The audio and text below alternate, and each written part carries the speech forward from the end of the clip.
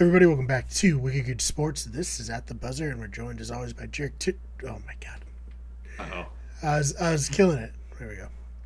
Everybody, welcome back to Wicked Good Sports. This is At the Buzzer, and we're joined as always by Jack Tiernan and recurring guest Ryan Flint. Jack, how you doing? That's, we're doing good, man. We're doing good. Obviously, great after a Game Yeah. 7 dub. And Ryan, same question. How you doing? yeah, I was gonna say a little tired, all that, but as good as I could possibly be doing right now. Yeah, I mean, after that game, that just puts a little pep in your step for sure. It really does. So, not bearing the lead, the Boston Celtics defeated the Milwaukee Bucks 109 to 81 in Game 7. Jack, how surprised are you at this outcome? I don't know if I would say surprised. There was we talked about it before we started recording. I think there was like a gut feeling, Mhm. like I wasn't for some reason I wasn't nervous, Right. wasn't as nervous as I I was had been for nervous. Game I don't know. 6. I definitely was nervous, but like Game 6, I was like I think I could have chewed my fingernails off if I tried. Mhm. But for this game, I mean, it felt nice. I didn't expect Grant Williams to be the game's leading scorer. I don't think anyone But did. I don't think so either. It's the Kelly Olynyk Game 7 of old. But yeah, man, I don't know. I think very fun to watch.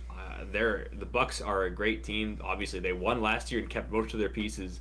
A great win overall, man. Fun to watch. Absolutely. Ryan, so obviously, as Jack alluded to, this might be forever known as the Grant Williams game. He put up 27 points and 6 rebounds. What'd you see out of Grant that really led to his success in this one? Just hitting his three, honestly. I mean, that's really like that can be his bread and butter, And I mean, I do feel I always have felt that I don't necessarily see Grant being a star, but he's definitely a guy who can get you like 20 points, off the bench.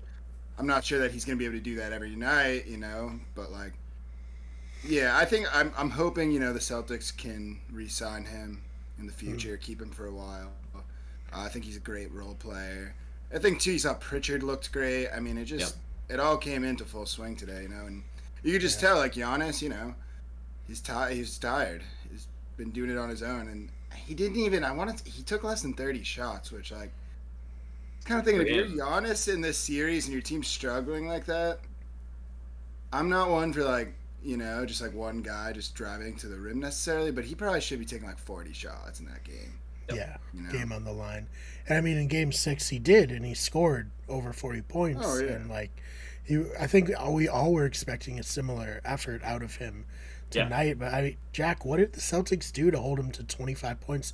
He had 20 rebounds, so obviously that's great, and 9 assists. But like, the points is really the big thing here. What do you think the Celtics did to adjust after a really like what was it, a 44-point game in Game 6?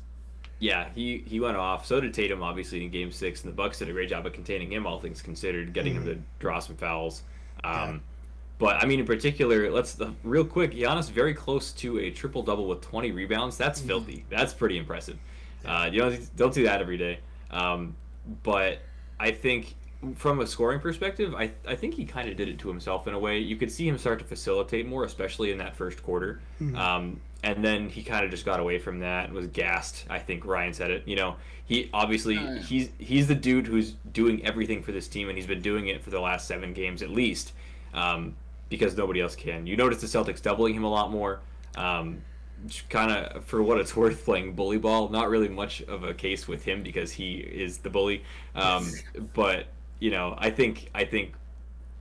honestly, just his fatigue caught up to him finally. Which is, I think, probably also why you saw him facilitating in that first quarter a lot. Not a dude who normally gets 9 assists. So trying to play a little bit of a different game, kind of got away from it. He was missing wide open layups in the third and fourth period there. I thought, like that's a sign. He doesn't do that normally. Normally he's going up there, he's slamming it down. And if he's missing these open layups, he's just gassed, Yeah. Yeah, I mean, it's been such a physical series. Probably like one of the more physical series I've seen in years. Ryan, what are your thoughts like on how the Celtics are kind of able to wear down Giannis, and like where does that leave them going into this next series against the Heat? Probably being a little beat up, at least compared to the Heat. Yeah, so it's interesting. I mean, this is the most physical series, I think probably any of us potentially have ever seen. Yeah. You see these like kind of like, old school like replays of games with like the Pistons and stuff, but like Yeah, definitely a very physical game. I mean, not just on the Celtics end, but I mean, think about all the stuff going on with Giannis, right? All of the argument over fouls. I mean, Yeah. he's just like such a physical player, you know? And, you know, you try to body him up, it's going to get really ugly really fast. But like you said, that layup, that really told me that, you know, the Celtics did tire him out, and that was through physicality. And I mean, had Middleton been in this series, completely different game, because there is a guy, not that he's going to do it every night, but he can get you 30 points, and he's Yep. it's not like a Grant where he'll do it. He's always a threat for that every night. You don't know, you know. So let's say he has 2 games like that. That gives Giannis those times when he can do more of the facilitating. He can facilitate even maybe a little more, to be honest. And it gives him that kind of stamina he needs. So when they need to, he can just run to the rim and you know, play bully ball, as you said. So I think that was huge. I also feel like, in terms of the Suns, this is a series that's going to be really interesting. I was really high. Sorry, the Heat. On the no.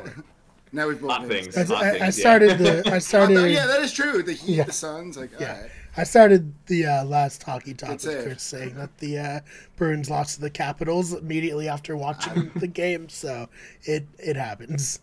No, gotcha. So the Heat are a team I was really high on coming into the playoffs. You know, like really tough. Again, very tough. Known for like being very good defensively, but like watching them against the Sixers, last 2 games they did look really good. I just don't see that caliber defensively. I don't know if you'd agree with that, Jack. That you see with these 2 kind of teams. Another good point. I think watching the post game, you know, to quote Brian Scalabrine, I think he said, you know, no disrespect to Jimmy Butler, but you know, Jason Tatum is the best player on the floor in that series, and he's got to prove it. You know, this is his chance, because you know I have very little doubt that he is a better player than Jimmy in terms of superstardom. As much as Jimmy Butler, great player, I would definitely say underrated. And he'll continue. He scored what? He was insane those last 2 games, and next year people will still be like, well, the Heat need a guy. Yeah. Which is like, I see it. It is unfair, but Yeah. it's like Jimmy Butler conundrum, you know. He's so good, but he also, you know, I think I'm feeling good about the series, better than I was about the last series. Of course. It's gonna be tough. It's gonna have to come down a lot to like, are the guys on the Heat hitting their shots? You know, how are we gonna match up with Bam? He's a you know, he's a guy very tough defensively. Those offensive rebounds, you know, Rob's health is gonna be big there. I think, especially with like. They are like Jimmy Butler's aggressive, like one of the most in the playoffs. Like him, and you know that team feeds off that energy. They can get very aggressive. I do think that those last 2 games were a bit of a wake up call for them, and I do think they're going to step it up. Also, though, I don't know about you, it's just I knew kind of how the Bucks and Celtics was going to look. As much as like I knew it was going to be physical, all of that, right? This series, I'm just going to have to see it. I don't know how the 2 teams are going to match up. I'm kind of curious to see if the Heat has what it takes to step up in this series.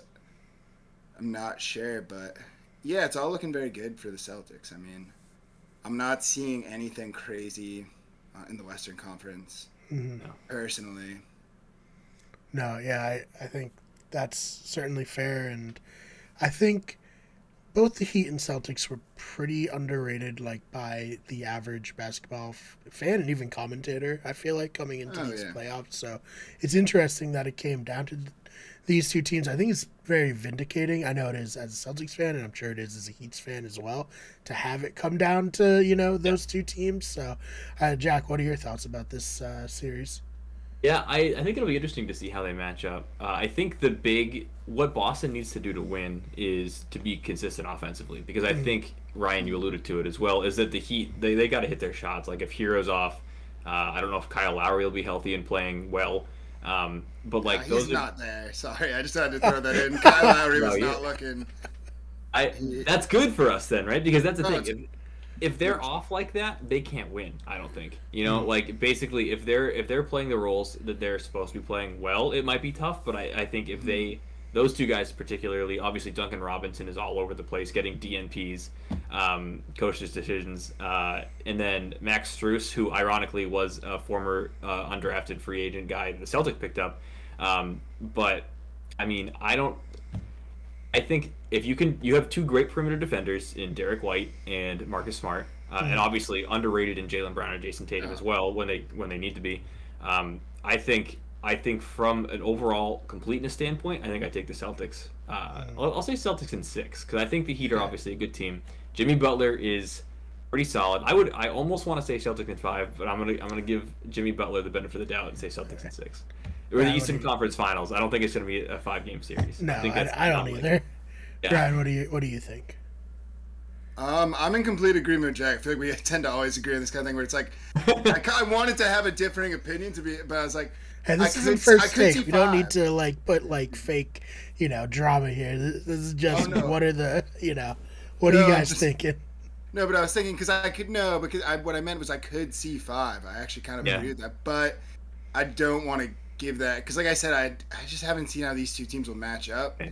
I definitely think a big reason Duncan Robinson wasn't playing was because they don't kind of want the him and Harrow combination. Yes. When you can just because they're really weak defensively. Yeah.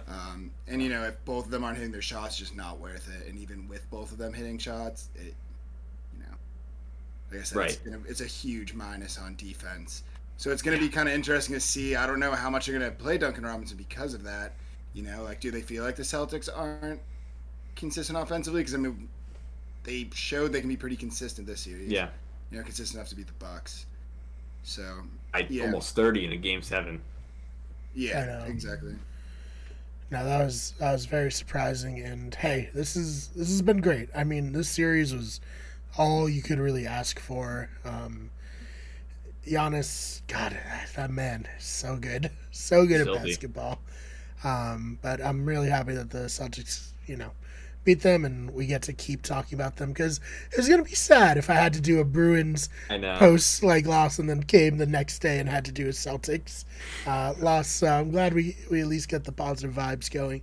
Is there anything that we didn't touch on about this series, about the Heat series, that you guys want to mention, Ryan? No, not really. Just again, just kind of the emphasis on, I think this could really be Tatum's series. Brown is looking really good to me in a number of ways. And just those role players are showing they can step it up, Yep. Like the Heat have their one weak defensive guy, their one weakness, which is their perimeter defenders. We have 1 weak shooter as of right now in Derek White. Are they going to kind of force him to shoot? It hasn't been a huge issue this series. No. It was looking pretty ugly at the beginning, I will admit. It was kind of worrisome, but it hasn't been a huge issue. They've just kind of learned. I think White's kind of learned maybe I shouldn't shoot as much in these kind of series. Maybe I should just drive. You saw today he hit that 3, and it was oh nice, but it's wait, everyone hits a 3,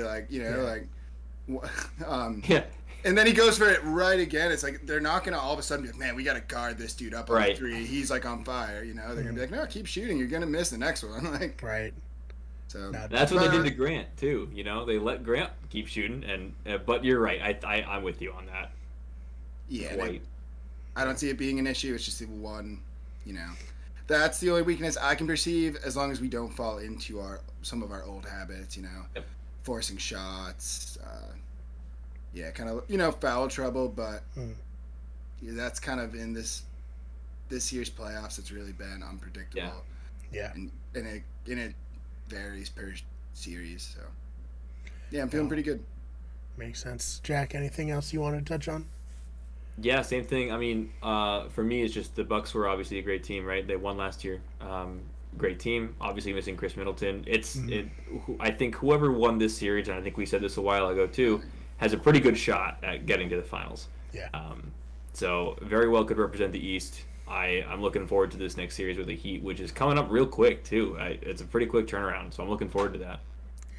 Yeah, my Twitter feed is going to be very crazy because I follow a lot of Miami fans due to the Dolphins connection, and then obviously I follow a lot of Celtics fans. Hopefully it doesn't get too toxic on there. We'll see what happens because, I think the physicality kind of lent itself to some toxicity in this series I saw on Twitter between Celtics and Bucks fans. For sure. So we'll see what happens there. But this has been great. Is there anything you want to plug, Jack? Instagram, Twitter? Sure. Best place to follow me is on Twitter, and that's at Jack_Tiernan. You can follow me there for a lot of basketball takes, especially as this Game 7 comes up later on, and then we move into the conference finals. You can also follow me on Instagram for my disc golf account, and that's at Jack. Oh, no, wait. Sorry. That's at Jack Disc Golfs. Yeah, sorry. Wow. A little bit of a mental lapse. We're all on the boat now, I guess. Yes. At Jack Disc Golfs, I have a bunch of disc golf content on there. Lots of Florida stuff, too. So follow me there. Awesome. Ryan, same question. Anything you want to promote? No, I mean, I'm not particularly active on social media, anything like that. Yeah, that's fine. I've thought about getting a Twitter kind of recently. At some points, like when I look things up, and like the only view is on Twitter, like a clip or something. But I've decided I've been able to exert the self-control.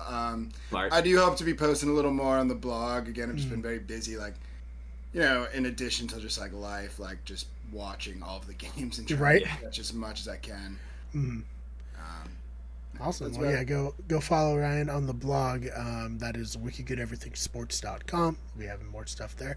Hopefully, I'll be writing more stuff. I want to write about the clip of Tua slightly underthrowing Tyreek Hill in practice, and that becoming a huge controversy and getting 4 million views on Twitter. Oh, and wow. just a very speaking of toxic, I've never seen a player who has done less to get people to hate him, but has more people just hate him so much. Yeah. Like, Tua never even talks like to the media or anything. People are just like, man, fuck this guy. So I gotta come out for my quarterback and write a defense of this. But so follow us on the blog. It's wikigoodeverythingsports.com. You can follow the channel on Twitter at WikiGoodSport or WG Everything. Instagram at WikiGoodEverything, Twitch at twitch.tv/WikiGoodEverything, and on TikTok, search WikiGood Sports, search WikiGoodEverything. Guys, thank you so much for your time. Thanks, Brian, for having us. Yeah. And we'll see you all in the next one.